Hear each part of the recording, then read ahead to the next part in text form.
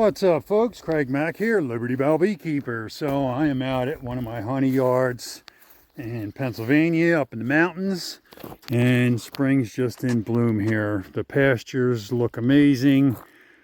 We got asters and daisies and dandelion. There's a walnut bloom, although there isn't much in the way of walnut here, or locust rather, on this section of the property. It's been in bloom in the area. We're about 2 weeks, I guess, maybe behind my area down in Pennsylvania and Philadelphia. But man, it is just beautiful here. So I'm on a hunting property. It's something like 190 acres. You guys here have had this property for decades, creeping up on 100 years, and they got all sorts of stuff planted, orchard and crops for the deer, and there's turkey, there's bears also, which is what I'm talking about here today. So this is my 8-hive yard here, and we're talking about bear fence. So what I did here is welded wire, 4x8 sections. This does come in 16s. You can get it at Harbor Freight. It's reasonably priced, in my opinion. And these are just standing poles. The fence is what holds this up. We got our electric fence controller, 5-mile fence. This has been doing just fine. We baited it as well with honey and peanut butter, but we haven't seen any bears, at least not around the bees. There's a property not far from here. The day we set this yard up, the night before, their bees got hit by a bear. So I was a little concerned, but we took all the necessary precautions in order to ensure that we are bear proof.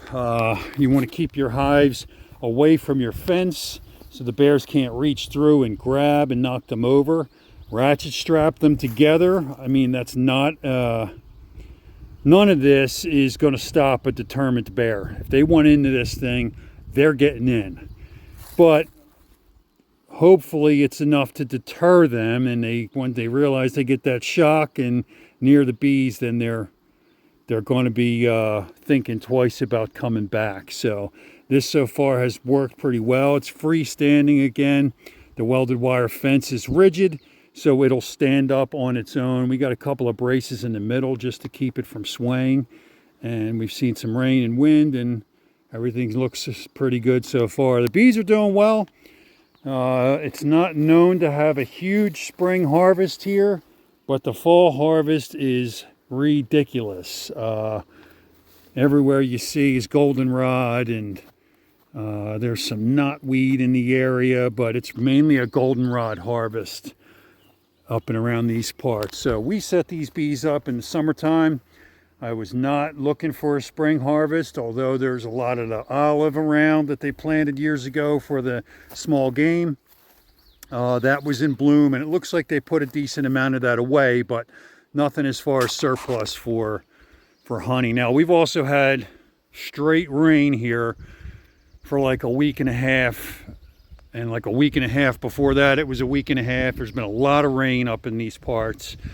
So, you know, I'm keeping a close eye on these bees to see how they're doing. But my main concern was bear protection, at least with this visit.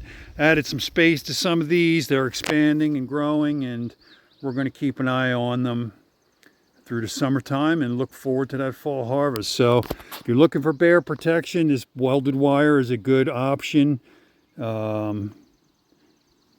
for your needs. It's a little bit more than probably needed, but I'm not trying to have my bees get lost to bears. This is 3 hours away from me, so I can't afford to be running up here 3 times a week checking on them.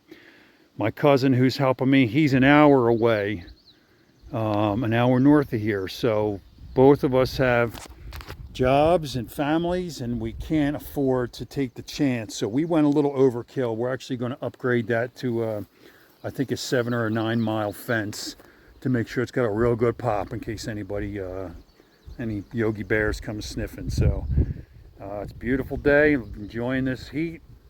finally got some, and just wanted to show you what I do as far as bear prevention. Thanks for watching.